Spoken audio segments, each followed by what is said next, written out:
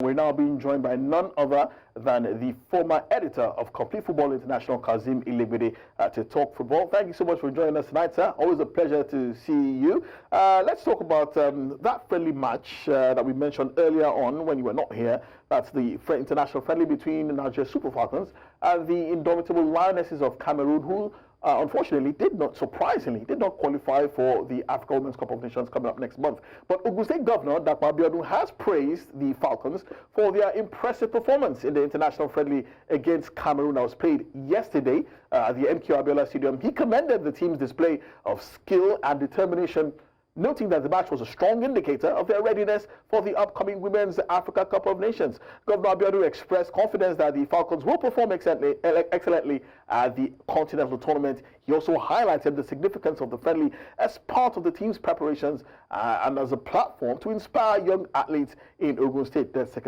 another listen to Governor Dapo Abiodun.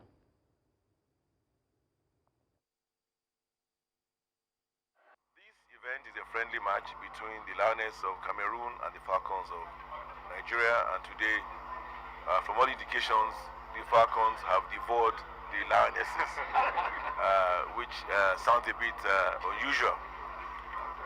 The girls have played extremely well, very professional. They are very skilled. Both sides played very well. The Falcons were just a bit more superior to the Lionesses. Maybe it was not the Lionesses' day. But I believe that this is just a warm-up to the Women's Nations Cup, and we are very excited about the way it's gone. That's Ogun State Governor Dapo Abiodun commending the Super Falcons for their good performance yesterday. Kazim, let me come to you. I've asked Onye this earlier on, just one friendly match played, another one against Portugal. This is a team that wants to become 10-time African champions, but is two friendly matches enough to help them on that quest? Tunde, thank you very much, and thanks for having me. I'm sure if you ask the coach, he will tell you most likely that they want more matches. But it's not too bad, especially looking at the quality of the oppositions. Cameroon, then Portugal. I mean, I don't think they come much better than these two teams. If they can plan well around these two games and make the best of it, I think it will still go down with me as a fairly good preparation for the AFCON. Okay, well, sorry. But look at this goal. Look at excellence. I need you to, if my producer, my director can get that back on the pitch, roll that back. I need you to see the second goal by Rashidat Ajibade. I need you to see where she started from before she got onto the end of that cross. You must commend, that is proper striking, Oye. She was eyes on the ball. Look at this. Look at this run. She must have run, what, 50 meters to get onto the end of that cross from Risola Babajide. Good finishing. And you can't ask for more from your striker. Yeah, Rashidat is a brilliant player. She has shown that time and time again. You know, he kept on improving on her game. At the club level, she's been very crucial for his team. And you cannot fault her commitment. Despite her talent, her skills, she still works so hard for the team, for herself. You cannot blame. You can never. You can call her many things, but you can never call her lazy. No, you can't. Her work ethics, they're impeccable. I must give her the credit. She's a worthy captain, and I hope that she maintains the momentum. She continues, and she shows consistency for the national team and for her club. I mean, she scored both goals in this game. This was actually the first goal coming from the penalty spot. She was also the player that was brought down in the 28th minute, coolly dispatched. I mean, she's a real talent. But the question a lot of people are asking is that what has happened to Asisat Oshoala? Best of my knowledge, she hasn't retired from football, but for some reason, she just doesn't figure in this team anymore. And we're talking about the player who has won the best player in Africa multiple times. Well, I think the federation and the coach. I think Kazim wants to say something. Okay. Yeah. First, I want you to take a critical look at that goal by Baba. This is a guy that has been there, doing it very, very consistent. But look at the last run he made. She was running outside the defender, but a very experienced player, she knew what she wanted to do. At the last moment, she entered inside, and the defender didn't know where she was. And that was why he was able to score that goal. That is the intrigues in football. That is how you know a fantastic player. Ran back across the defender and finished that. So yeah. I must agree. He was behind the defender. The defender felt comfortable, but at the right moment, he went inside before the defender knew what was happening, what was in the net. And this is what coaches look for, because that is intelligence. At play. If she had remained with the way she ran, she wouldn't have met that ball. I totally agree. The run was actually a decoy to deceive the defender. Any coach will appreciate this kind of goal.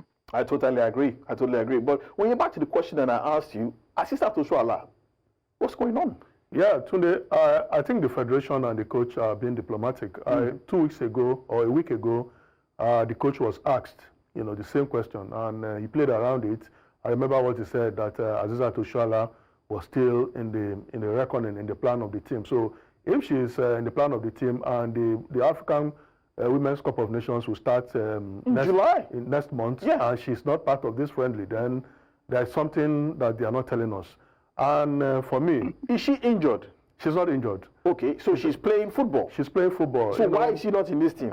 People are, speculating that maybe...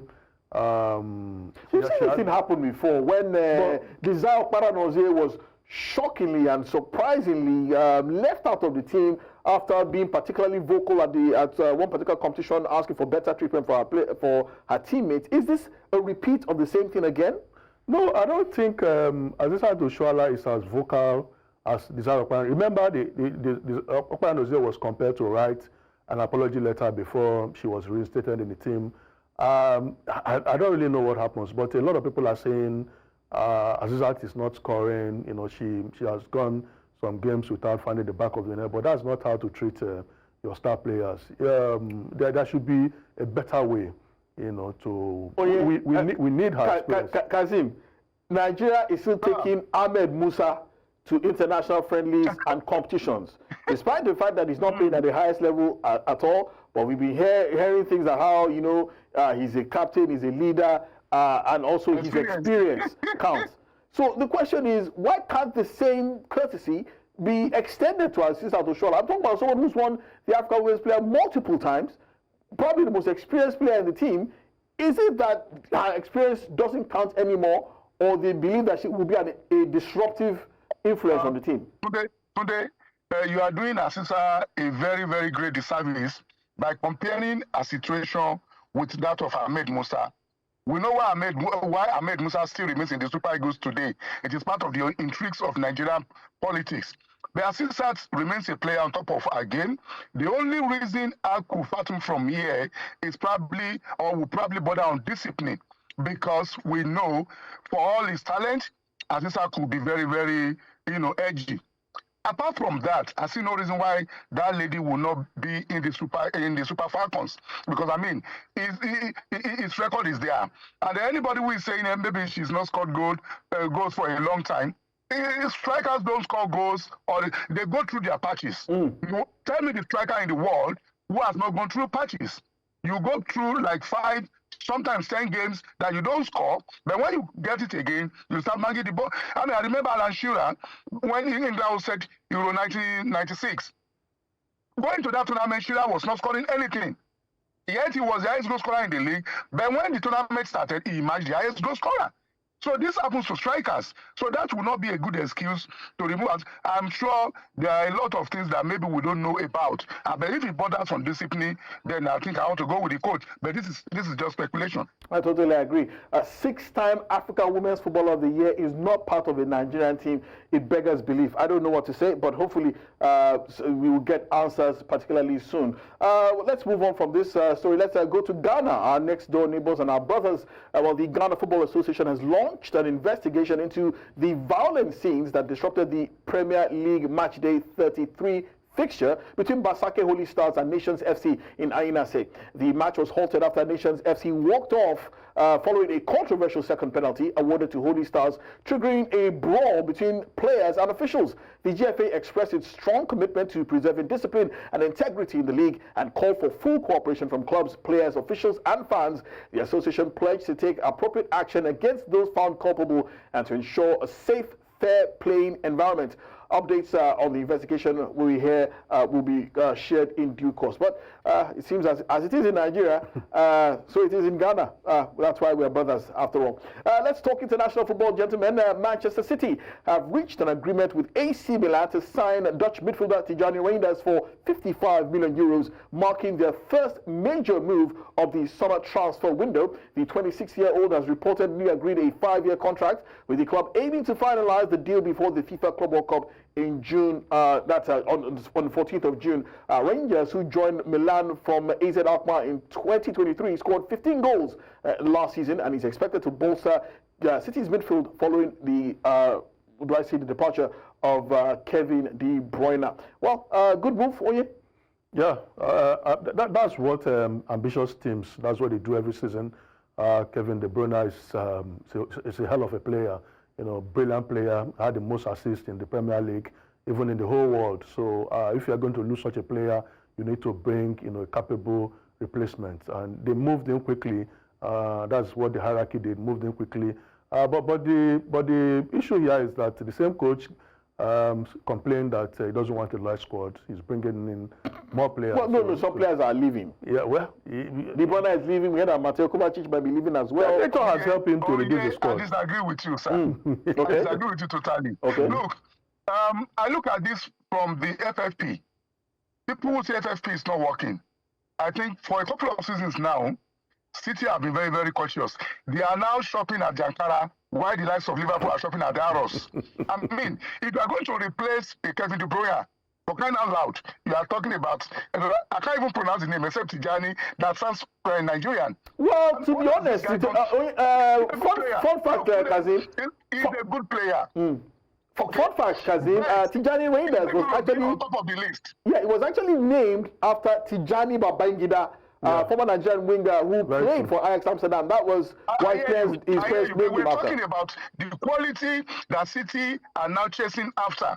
I mean, those days, 3-4 years ago, if De Bruyne was leaving, City would be fighting Liverpool tooth and nail to win the signature of this German superstar.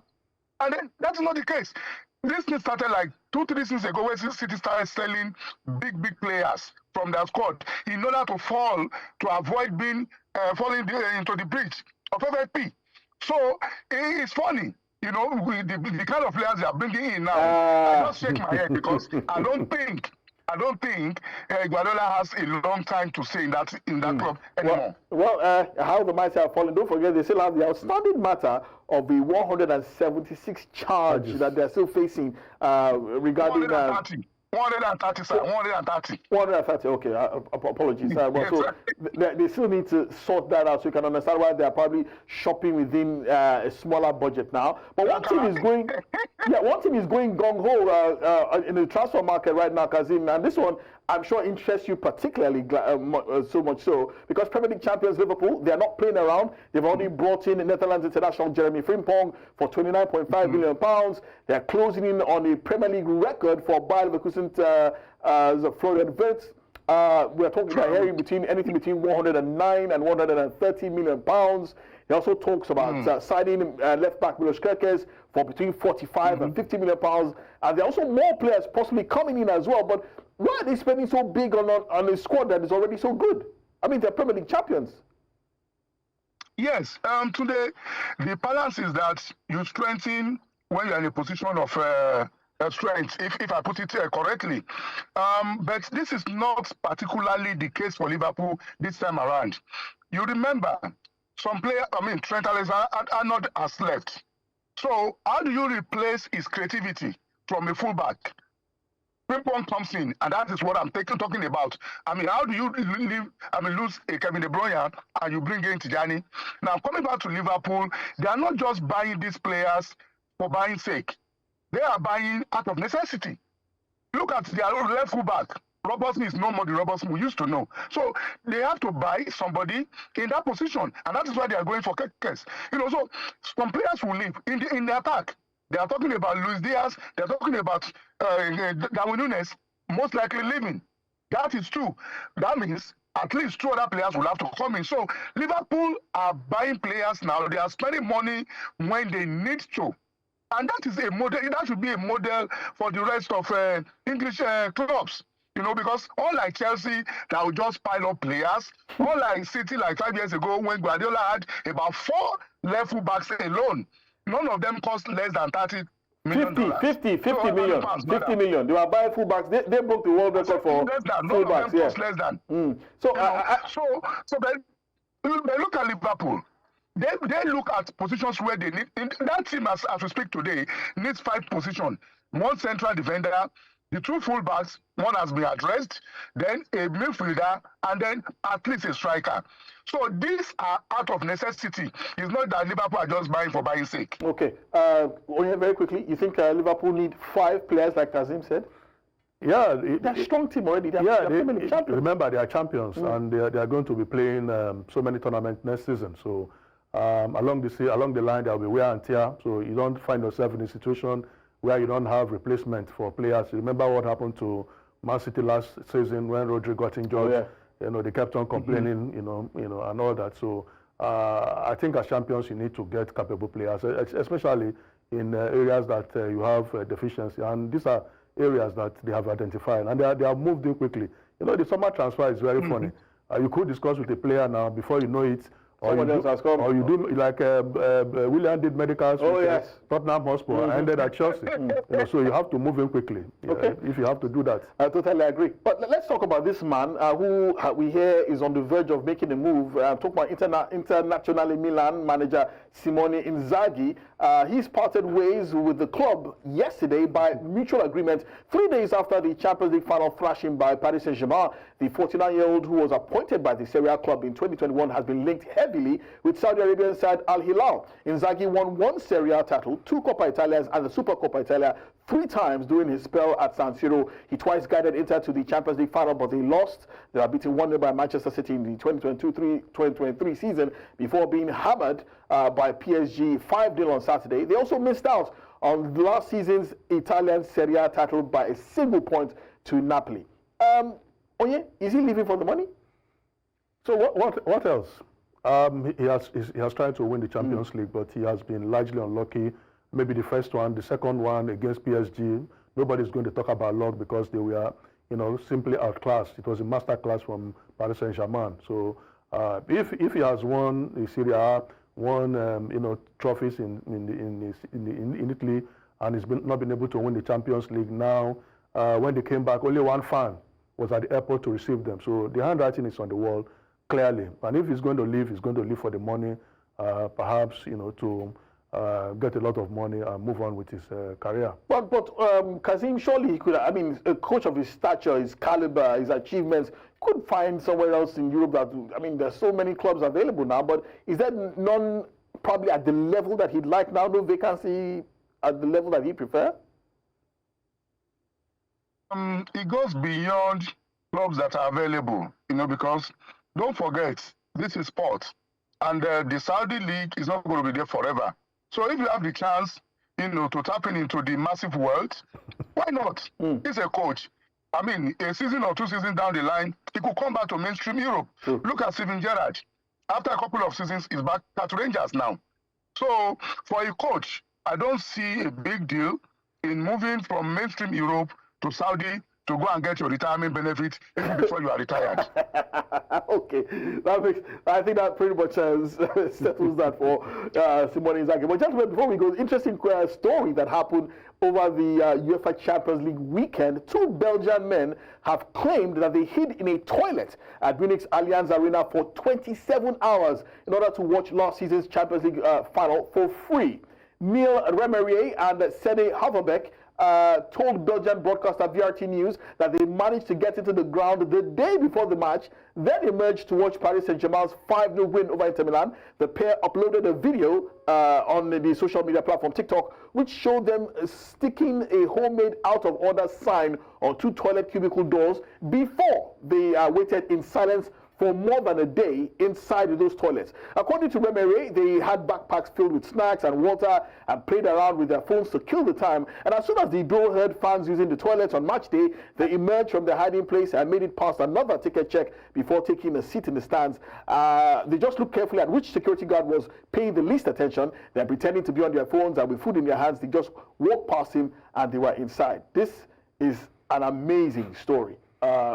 Kazim, I don't know what to make of this, but while it seems crazy, the interesting thing for me is that the security risk, if there are absolutely 2 men who are intent on mischief, it could have been worse. Yeah, that's the implication. See, today, it is on a soft side. Yes, it was fun. I mean, very funny that happened. But I tell you what, German officials who organized that final will not be happy because that means they dropped the ball. And like you rightly observed, that's like a security weakness. You know, thank God these were just fans who wanted to watch the game. And of course, an average fan in the world would do anything to watch football matches. But what if it had been some very bad elements? What are we going to be saying today? If because of that security lapse, a bomb just erupted in the midst of people, do you know how many lives will have been lost? So I think this is a signal for LOC all over the world to wake up. You know, don't leave a stone unturned because human beings are very, very complex and very, very funny. I get that. Yeah. Well, I need you to make this very quickly. Your thoughts on this? 30 seconds. Yeah. I think it's good that they even uploaded this video on TikTok. So it should give the kind of review of the security architecture, the UEFA and which country is going to host any Champions League final to take extra measures to ensure that this does not happen again. You gentlemen, it's a joke taken too far. Yeah, Kazim was saying that if a fan can do anything to watch football, trust me, no fan in his right mind will sit in the Nigerian toilet for 27 hours in order to watch football. Not even a minute. The smell will kill you, if hunger doesn't kill you. Not even a minute. But gentlemen, thank you so much for coming through, Kazim. If you bring UEFA Champions League to Nigeria, we have to go. We have to go. UEFA Champions League final to Nigeria, you will see worse. Okay, we really have to go, Kazim. But thank you so much for coming through tonight. Always a pleasure seeing you. We'll be catching up with you on Friday. And thank you so much for coming through as well. Also, big thanks to my producer, Indomitable Lionesses of Cameroon, and also to my director as well, to everyone behind the scenes. But